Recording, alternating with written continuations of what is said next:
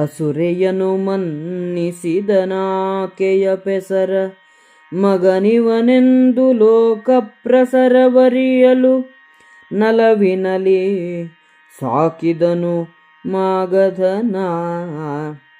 ಅಸುರರಲಿ ಮರ್ತ್ಯರಲಿ ಸುರರಲಿ ಯಸಕವುಳ್ಳವನೆನಿಸಿದನು. ಸಾಹಸದ ಜೋಡಣೆ ಜಡಿದುದವನಲಿ ರಾಯ ಕೇಳೆಂತ. ಅದರಿ ನಾಮಾಗಧನ ಮುರಿದಲ್ಲದೆ ನೃಪಾಲಕರಂಜಿ ಕಪ್ಪದೊಳ್ ಒದಗಲರಿಯರು ಮೆರೆಯಲಿಯರು ಯಾಗ ಮಂಟಪವ. ಇದು ನಿಧಾನವು ಭೀಮ ಪಾರ್ಥರಿಗಿದು ಮುಹೂರ್ತವು. ವೀಳೆಯವತಾ ಕದನ ವಿಜಯದ ವೀರಸೇಸೆಯನಿಕ್ಕಿ ಕಳುಹೆಂದ. ಮರೆಯದೇತಕ್ಕೆ ರಾಜಸೂಯದ ಹೊರಿಗೆ ನಿನ್ನದು ರಾಣಿ ಕವನಾನರಿಯೆ. ನೆಮ್ಮರ್ಥಾಭಿಮಾನ ಪ್ರಾಣದೊಡೆಯನಲೇ ಕಿರಿಯರಿವದಿರು ರಾಜಸೂಯದ ಕರುಬರತಿ ಬಲ್ಲಿದರು ಕೃಪೆಯನು. ಮೆರೆವುದಂದ ಸುರಾರಿಯಂಘ್ರಿಗೆ ಚಾಚಿದನು ಶಿರವ. ಎತ್ತಿದನು ಮುರವೈರಿರಾಯನ ಮಸ್ತಕವನ ಸುನಗುತ. ಕರೆಸು ಮುಹೂರ್ತಿಕರನ ಕ್ಷೋಹಿಣಿಯ ಬರಹೇಳು ದಳಪತಿಯ. ಸುತ್ತಣರ ಸರಿಗೋಲೆಯುಡುಗೊರೆಯಿತ್ತು ದೂತರ ಕಳುಹು. ಬಳಿಕಿನೊಳುತ್ತರೋತ್ತರ ಸಿದ್ಧಿ ನಿನಗಹುದೆಂದ ಅಸುರಾರಿ. ರೂಢಿಸಿದ ಸುಮುಹೂರ್ತದಲ್ಲಿ ಹೊರಬೀಡು ಬಿಟ್ಟುದು ದಧಿಯ ದೂರ್ವೆಯ. ಕೂಡಿದಕ್ಷತೆಗಳ ಸುಲಾಜಾವಳಿಯ ಮಂಗಳದ. ಜೋಡಿಗಳ ಜಯರವದ ದೈತ್ಯ ವಿಭಾಡ ಸೂಕ್ತದ ವಿಗಡ ಬಿರುದು. ಪವಾಡಗಳ ಪಾಠಕರಗಡ ಬಡೆಗಾಡಿಸಿತು ನಭವ.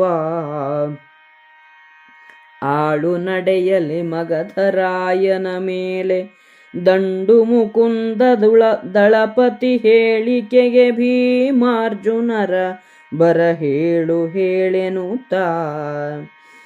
ಆಳು ಸಾರಿದೊಡವನಿಪತಿಗಳು ಮೇಳದಲ್ಲಿ ಹೊರ ಹೊಂಟು.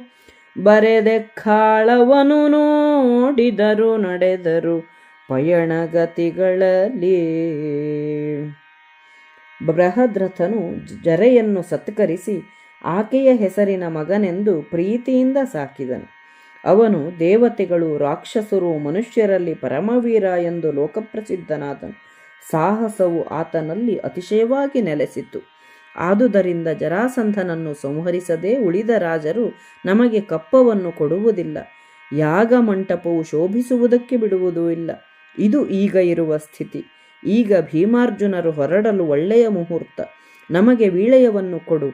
ಯುದ್ಧದಲ್ಲಿ ವಿಜಯವಾಗುವಂತೆ ವೀರರಿಗೆ ಅರ್ಹವಾದ ಸೇಸೆಯನ್ನಿಟ್ಟು ಕಳುಹಿಸು. ಯುಧಿಷ್ಠಿರನು ಶ್ರೀಕೃಷ್ಣನಿಗೆ, ಮುಚ್ಚುಮರೆಯೇನು ಕೃಷ್ಣ? ರಾಜಸೂಯ ಯಾಗವನ್ನು ನಡೆಸುವ ಭಾರ ನಿನ್ನದು. ನಮ್ಮ ಸಂಪತ್ತು, ಮಾನ, ಗೌರವ, ಪ್ರಾಣಗಳಿಗೆ ನೀನೇ ಒಡೆಯನಲ್ಲವೇ? ಭೀಮಾರ್ಜುನರು ಚಿಕ್ಕವರು. ನಾವು ರಾಜಸೂಯ ಯಾಗ ಮಾಡುವುದನ್ನು ಸಹಿಸದವರು ಬಲಶಾಲಿಗಳು. ನೀನು ಕೃಪೆ ಮಾಡು ಎಂದು ಹೇಳಿ ಅವನ ಪಾದಗಳಿಗೆ ನಮಸ್ಕರಿಸಿದನು. ಶ್ರೀಕೃಷ್ಣನು ಧರ್ಮರಾಯನ ತಲೆಯನ್ನೆತ್ತಿ ನಸುನಗುತ್ತಾ, ಜ್ಯೋತಿಷ್ಯರನ್ನು ಕರೆಸು, ಅಕ್ಷೋಹಿಣಿ ಸೈನ್ಯದ ದಳಪತಿಯನ್ನು ಕರೆಸು, ಅಕ್ಕಪಕ್ಕದ ರಾಜರಿಗೆ ಓಲೆಯನ್ನು ಬರೆದು ಉಡುಗೊರೆಯನ್ನು ಕಳಿಸು. ಇನ್ನು ಮೇಲೆ ನಿನ್ನ ಕಾರ್ಯವು ಉತ್ತರೋತ್ತರವಾಗಿ ಸಿದ್ಧಿಸುತ್ತದೆ ಎಂದು ಹೇಳಿದನು. ಒಳ್ಳೆಯ ಶುಭ ಮುಹೂರ್ತದಲ್ಲಿ ಹೊರಬೀಡನ್ನು ಬಿಟ್ಟರು. ಮೊಸರು, ದರ್ಭೆ, ಅಕ್ಷತೆ, ಅರಳು ಮೊದಲಾದ ಮಂಗಳ ದ್ರವ್ಯಗಳೊಡನೆ ಪಾಠಕರು ಜಯಕಾರ ಮಾಡುತ್ತಿರಲು, ವಂದಿ ಮಾಗಧರು ಬಿರುದುಗಳನ್ನು ಘೋಷಿಸುತ್ತಿರಲು, ವೈದಿಕರು ರಾಕ್ಷೋಘ್ನ ಸೂಕ್ತವನ್ನು ಪಠಿಸುತ್ತಿರಲು ಆ ಸದ್ದು ಆಕಾಶಕ್ಕೆ ಮುಟ್ಟಿತು. ಮಗಧ ದೇಶದ ರಾಜನ ಮೇಲೆ ದಂಡು ಹೊರಟಿದೆ.